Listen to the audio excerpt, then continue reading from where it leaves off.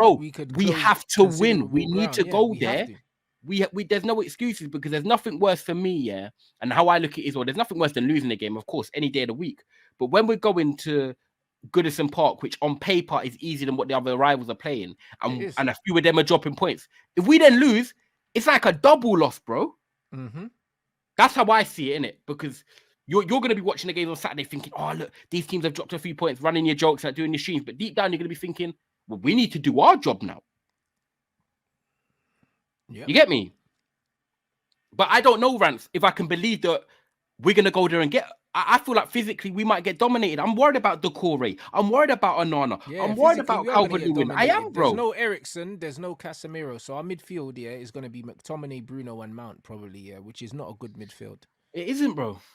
It's not a good midfield. And Varane won't start, and Lissandro's out. So we're looking at... And Evans is out. So we're looking at Lindelof, Maguire, centre-back. Does Luke Shaw come in and go straight to left-back? Maybe not. I was going to ask you this. Are you starting him? He's not starting Luke Shaw. He said that Luke Shaw's been training with the team for 2 weeks. He's going to start Dalot at left back. He's going to start Wan-Bissaka at right back, and he's going to start that horrible midfield free. And then he's going to start Rashford, Højlund, and someone else. What about Kobe? Whether it's Anthony or... Nah, Kobe Manu's not coming in now. Do you know what I mean? Whether it's Garnacho on left wing and Rashford on the right again, and Højlund, which it probably will be that. Højlund's out, bro, probably, isn't he? No, he played internationally, I believe. No, Højlund's injured, bro. But they said he hadn't trained. What are you hamstring, innit? Højlund didn't even go international, bro. Yeah, bro, you know what time it is, isn't it? It's our baby boys coming. Yo, LL Martial, man. We got to start him. Watch, you'll start Rashford up front. Bro, Rant, start Rashford me up and front. you. Rashford gone. Has there been a player? Let me just ask you though. Has there been a player since Martial joined the club who has cooked against Everton more? He loves a goal against. I know Everton. he does, but I don't believe in this loves a goal against this team. I just believe that Martial's just Martial, innit? Like it's just so start him, bro. He can. Bro, would you rather watch Martial up front or would you rather watch Rashford? I know Martial's not the same, but bro, the hold up, Martial's better than Rashford, bro. Like it's not even a debate. But the thing is. Bro, he hasn't started Tony, bro. Like, and he hasn't been starting Tony. I don't know what's wrong with him. Last season, he was starting crap, bro. He was starting Martial at every opportunity last season, and this season, for some reason, he's not starting him. Okay, bro. What I'm gonna say to you now, if I see that team sheet at 3:30 and Martial is not starting and Rashford's playing in number 9, I'm gonna be cussing. And the reason I say that is it's not because Ten Hag is playing Rashford in the number 9 in general. It's because he's choosing to play Rashford in the number 9 against 2 of the biggest defenders in the league in Tarkowski and Brantford when he can't hold up the ball and he's not strong. So tactically, that is blowing us out the water because every time the ball goes forward, we are not going to be able to sustain attacks. Martial can pin defenders, he can roll, he can link up, allow us to get pressure and come up the pitch and do the stuff that we need to do as a team. People say Gabriel Jesus doesn't score enough goals. I agree with that. Martial doesn't score enough goals. I agree with that. But what they do away from home in them tricky games is they bring the team into play. Nothing. Even the Martial don't score enough goals stuff, yeah? Yeah, we don't. It's slightly a myth because it's like we just don't create chances for him, bro. You know what I'm going Rashford on the right, I'm going Garnacho on the left, and I'm going Martial down the middle, bro. But I'm telling you, if Tony played, if he played for Liverpool instead of Man United, and he was getting the chances that Firmino was getting, you would see, bro, Martial would be scoring bare goals, bro. This guy don't get no chances, bro. Like, I don't care. Like, people talk about big chances and that, bro. Martial was averaging 1 touch in the best finisher at the club. Minutes. Bro, I think he had the best. I think he had like the top 3 finishing stats in the league. He had one of the best conversion rates in the Premier League. Yeah, conversion. That's the word. Yeah. Conversion rate was stupid. Yeah. Do you know what I'm saying? But he doesn't get loads of chances. So this thing about he's not he's a goal scorer. If you put him in a team that's getting him on the ball, bro. Do you know what I mean? I'm not seeing him missing 1v1s and doing all these things, bro. Like it's crazy, man. Facts. It don't make no sense to me. I think the whole Martial thing, I think a lot of the criticism he gets is because of how bad we've been. I don't necessarily think it's an individual player situation with him, bro, because we've seen Højlund come in. And look, and we're not a better team with Højlund. He hasn't scored a league goal yet. Yeah, so... we're not a better team. We're not a better team with him in there, especially in the Premier League. We're not a better team. We're not. Yeah, I agree with you. As a team, I like Højlund and the potential. And we play better.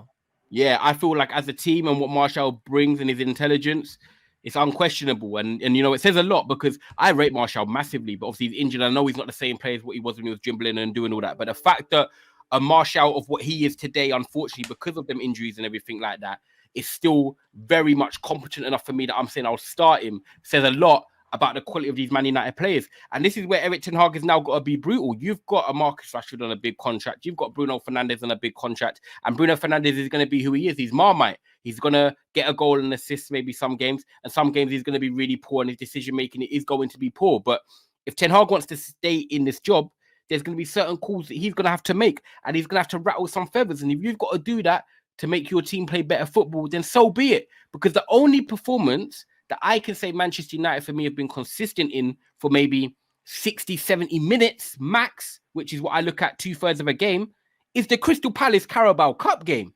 And that is it. And that didn't include Rashford and Fernandes. And by the way, I'm not just saying... That was a Crystal Palace second team. A second team. And I'm not even saying, by the way, oh, this is just because Bruno's out and Rashford's out. Of course, it does play a part because it's part of selection, 100%. But I'm just saying in terms of, you know, maybe when you're struggling to get results and, you know, you need some people that can just be composed and, you know, just stick to the basics. Bro, if you've got to bring in man like Kobe, if you've got to bring in man like Martial, I'm not going to be against it. If we lose a game and he's made changes, I'll probably be like, do you know what? At least he tried making changes. Yeah, but that's the point. He's not doing that. And even he'll come out and he'll say, yeah, Martial and Højlund can play together. Why haven't we seen it then? Well, Rants, you see what he said today? He's not going to make changes, bro. Do you see his quote today? No. Ten Hag basically said, I'm now looking forward to the period where I can play the same 11 basically every week and work with the same 12 to 14 players. Bro, he wants to just have that same 11. And bro, he'll probably run them into the ground. Big up, Liam.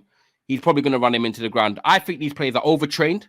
I think they've been overworked. They had a preseason traveling left, right, and center. They didn't really get the rest they needed. I look at our rivals, Man City, four preseason games. We played like 8. I just think at the moment, bro, not only Ten they Hag needs to, overtrained, like, they're overcoached as well, bro. Like, do you know what I'm saying? What you think? There's just too much going in right now. There's too much going in, and none of it makes sense, bro.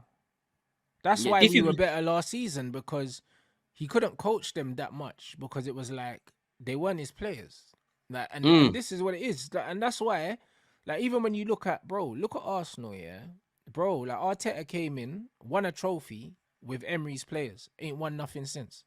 No, he hasn't. No, and then he got saved his job by Smith Rowe and Saka that come through the academy. Well, there you go. So at the end of the day, yeah, sometimes, yeah, when you look at a manager's first season, yeah, you can't really read too much into it, bro. Like, there's a reason why second season syndrome exists, and that's because most of the time, the players that are already there get a new lease of life because it's a new manager, sigh of relief, start playing again. And then you can win something. Like, that's just what it is. But when the manager gets rid of those players and brings in his own players, that's when you start judging teams, bro. Like, when you look at the signings that he's done, he's made way more bad signings than good signings. We're saying 100% agree with that. 70%, 75% of his signings have been duds. So in a short space of time, he's already showing you that we were better when he had less influence, bro. That's not a good thing. It isn't, but I'm hoping, and it's hopium, like people say, you know, but I believe that if this guy wants to succeed, he's gonna have to make changes. My confidence in Ten Hag more stems from last season. It stems that I believe there is a plan in place, and I think that it's just getting complicated. But I do believe that these players can't play as bad as they have done. I feel like we need to get a run of games going. But if I'm sat here in 6 weeks' time and, you know, results haven't changed and the football's worse, as a Manchester United fan, I don't care if my dad was the manager or my uncle. I want the best for the football club. I support the team. What do I get joy out of supporting? Winning games, going to the games, waking up every weekend, looking forward to seeing my team play. Ten Hag's got a big 6 weeks ahead of him. And this is why at the moment, like, I understand why people want Ten Hag gone, but I'm not there yet. It's not conclusive enough for me yet to put my envelope in that letterbox and say, yo, I can't get you out of there. I'm not posting it yet. What do you mean it's not conclusive? Like, even the first season in theory should be the worst. Pep's first season was his worst. I think he finished third or something like that. Third or fourth, and didn't win anything. Your first season as a manager, in theory, shouldn't be your best season because you've got other people's players. It depends if, for instance, if you're a similar style of manager to the manager before, you can come in and you can kind of do your thing. Pep came into a team where he didn't really have the players to play the football he wanted to play. Not really. Finished third with no trophy, and then after that, trophies all over the place. I hear you. That's just And what's happened, bro. and it's the same with Tommy players. Nah, Tuchel and as it's just, well. I think Tuchel came in, won the Champions League, didn't he, in his first season with someone else's players, and then what did he win after that? no, he didn't. I think he lost the League Cup final to Liverpool, didn't he? Okay, there you go. Yeah. And the FA Cup final to Liverpool. I think they lost both finals to Liverpool. Yeah. Well, there you go. So now you're starting to see a pattern. Pep's team gets better as he gets more of his players. Klopp's teams got better as he got more of his players. And we're going the opposite way. Yeah, but I feel like we signed a few players last year, and then we tried to win. 14 man, bro. Yeah. No, I hear you. No, but I'm gonna permanently, of course. When I'm thinking permanently, obviously we signed a few players last year, and he tried that in the first 3 games, and you can see what he was trying to do even in the preseason. Lost Martial first game, and he played Eriksen false 9. Didn't work against Brighton, then we got beat by Brentford. Then he went back to, like I said, that more pragmatic approach. Get results rather than play the football I want to bring. He realized he couldn't do that. So basically, the whole of last year, he didn't really go with the plan we saw in the first 2 games. He had to adapt that, and it corrected itself, and we got top 4. We won a trophy. So cool. He then brings in the players that he did this summer in terms of Onana, Mason Mount, Højlund, which is kind of like a new spine. And then he's got to then try and coach that system with these new players coming into it. So no, did I expect it to just click all of a sudden in 2-3 months? No, I didn't. And this is where I'm at because he didn't do his football last year. He changed it after 2-3 games and adopted more of a results business approach, and it got results. Shouldn't have done that. And then he maybe should have. But now it's the second season. You've got to give him a chance to build. We've got to give him a chance to build that up now. Nah, but that chance is meant to be in the first season, not the second season.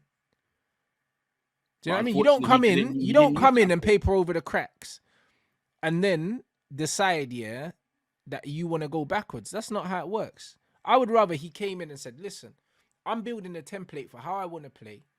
Even if it doesn't suit the players that I've got, cool. Like, this isn't my team, innit? We're building a culture here. We're building something. He didn't do that.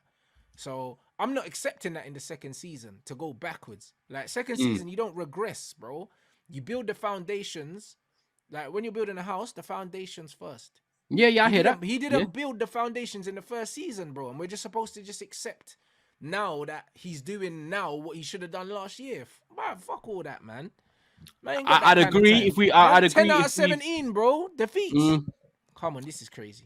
Yeah, I understand it. But, last year, he adopted that approach, and it got us to where we were, which was back in the Champions League, which we wanted to be. Yes, we're potentially going out. Got top 4.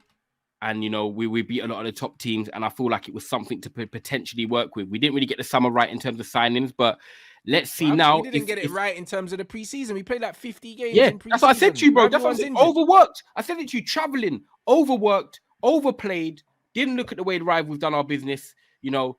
This is what it is. Arsenal playing 245 minutes in a game against us. We're playing our man for like 70, 80 minutes in the first game. Like, it's one of them ones where, for me, Ten Hag, if he's going to lose the job, I'll admit that Ten Hag's losing the job off his own accord. I know some of the players, 100%. a lot of the players ain't good enough. We know that, though. We know a lot of the players aren't good enough. But at the end of the day, some of these players have been there a long time. They're still coachable to a level that when you watch them, I should be able to know what I'm going to get. Win, lose, or draw. Look at Tottenham. I've seen Tottenham obviously I know they've got Basuma and Maddison, competent midfielders, but I've seen what Ange's coming and done in the first few months. And yes, does it annoy me? Yes, it does, because I like what they're doing. And whether they lose games or win games, their fans are happy.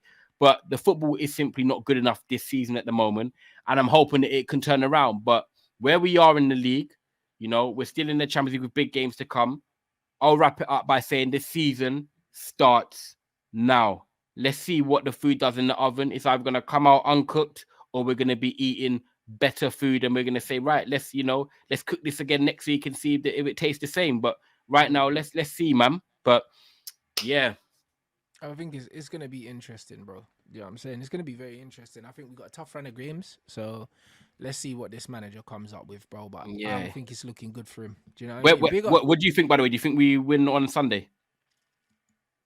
I can see us winning on Sunday, but also I can see us not winning. I'm genuinely unsure. It depends on what Everton team turns up, because we know what Man United team's going to turn up. Yeah. Well, it's gonna be poor football probably again, and we're gonna try and get a result. Yeah, exactly. So if Everton are on it and they got the bit between their teeth after getting the points deducted, and Dyche has instilled that siege mentality, and they come out firing, they could do us.